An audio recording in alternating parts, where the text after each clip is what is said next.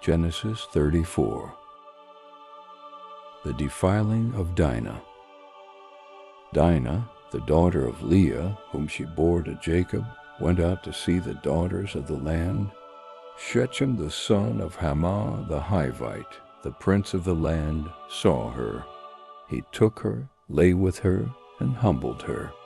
His soul joined to Dinah, the daughter of Jacob, and he loved the young lady, and spoke kindly to the young lady. Shechem spoke to his father Hamor, saying, "Get me this young lady as a wife." Now Jacob heard that he had defiled Dinah, his daughter, and his sons were with his livestock in the field. Jacob held his peace until they came. Hamor, the father of Shechem, went out to Jacob to talk with him. The sons of Jacob came in from the field when they heard it. The men were grieved, and they were very angry, because he had done folly in Israel, and lying with Jacob's daughter, which thing ought not to be done. Hamor talked with them, saying, "The soul of my son Shechem longs for your daughter. Please give her to him as a wife. Make marriages with us. Give your daughters to us, and take our daughters for yourselves. You shall dwell with us, and the land will be before you. Live and trade in it, and get possessions in it." Shechem said to her father and to her brothers, "Let me find favor in your eyes, and whatever you will tell me, I will give. Ask me a great amount for a dowry, and I will give whatever you ask of me, but give me the young lady as a wife." The revenge of Dinah's brothers. The sons of Jacob answered Shechem and Hamor his father with deceit, and spoke, because he had defiled Dinah their sister, and said to them, "We can't do this thing, to give our sister to one who is uncircumcised, for that is a reproach to us. Only on this condition will we consent to you. If you will be as we are, that every male of you be circumcised, then will we give our daughters to you, and we will take your daughters to us, and we will dwell with you, and we will become one people. But if you will not listen to us to be circumcised, then we will take our sister, and we will be gone." Their words pleased Hamor and Shechem, Hamor's son. The young man didn't wait to do this thing, because he had delight in Jacob's daughter, and he was honored above all the house of his father. Hamor and Shechem, his son, came to the gate of their city, and talked with the men of their city, saying, "These men are peaceful with us. Therefore let them live in the land and trade in it. For behold, the land is large enough for them. Let us take their daughters to us for wives, and let us give them our daughters. Only on this condition will the men consent to us to live with us, to become one people, if every male among us is circumcised, as they are circumcised. Won't their livestock and their possessions and all their animals be ours? Only let us give our consent to them, and they will dwell with us." All who went out of the gate of his city listened to Hamor and to Shechem his son, and every male was circumcised, all who went out of the gate of his city. It happened on the third day, when they were sore, that two of Jacob's sons, Simeon and Levi, Dinah's brothers, each took his sword, came upon the unsuspecting city, and killed all the males. They killed Hamor and Shechem, his son, with the edge of the sword, and took Dinah out of Shechem's house, and went away. Jacob's sons came on the dead, and plundered the city, because they had defiled their sister. They took their flocks, their herds, their donkeys, that which was in the city, that which was in the field, and all their wealth. They took captive all their little ones and their wives, and took as plunder everything that was in the house. Jacob said to Simeon and Levi, "You have troubled me. to make me odious to the inhabitants of the land, among the Canaanites and the Perizzites. I am few in number.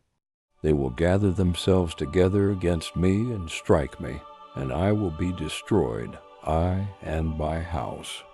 They said, should he deal with our sister as with a prostitute? Genesis 35. Jacob returns to Bethel. God said to Jacob, arise, go up to Bethel, and live there. Make there an altar to God, who appeared to you when you fled from the face of Esau your brother. Then Jacob said to his household, and to all who were with him, put away the foreign gods that are among you, purify yourselves, change your garments. Let us arise and go up to Bethel. I will make there an altar to God, who answered me in the day of my distress, and was with me in the way which I went. They gave to Jacob all the foreign gods which were in their hands, and the rings which were in their ears. And Jacob hid them under the oak which was by Shechem. They traveled, and a terror of God was on the cities that were around them, and they didn't pursue the sons of Jacob. So Jacob came to Luz, that is, Bethel, which is in the land of Canaan, he and all the people who were with him. He built an altar there and called the place El Beth-El, because their God was revealed to him when he fled from the face of his brother. Deborah, Rebekah's nurse, died, and she was buried below Bethel under the oak, and its name was called Allon Bakuth. God appeared to Jacob again when he came from Paddan Aram and blessed him. God said to him, your name is Jacob.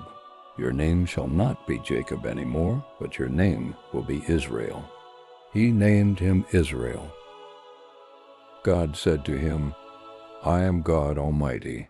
Be fruitful and multiply. A nation and a company of nations will be from you, and kings will come out of your body. The land which I gave to Abraham and Isaac, I will give it to you, and to your seed after you will I give the land. God went up from him in the place where he spoke with him. Jacob set up a pillar in the place where he spoke with him, a pillar of stone. He poured out a drink offering on it and poured oil on it. Jacob called the name of the place where God spoke with him, Bethel. Benjamin born, Rachel dies. They traveled from Bethel. There was still some distance to come to Ephrath, and Rachel travailed. She had hard labor. When she was in hard labor, the midwife said to her, don't be afraid, for now you will have another son.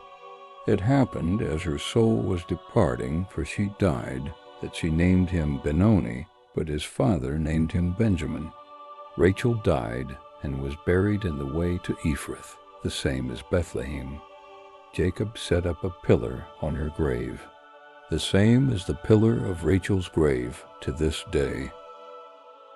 The sons of Jacob. Israel traveled and spread his tent beyond the tower of Eder. It happened while Israel lived in that land that Reuben went and lay with Bilhah, his father's concubine, and Israel heard of it. Now the sons of Jacob were 12. The sons of Leah, Reuben, Jacob's firstborn, Simeon, Levi, Judah, Issachar, and Zebulun. The sons of Rachel, Joseph and Benjamin. The sons of Bilhah, Rachel's handmaid, Dan and Naphtali. The sons of Zilpah, Leah's handmaid, Gad and Asher. These are the sons of Jacob, who were born to him in Paddan Aram. The death of Isaac.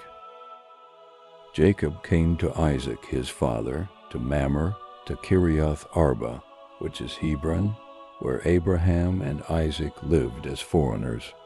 The days of Isaac were 180 years.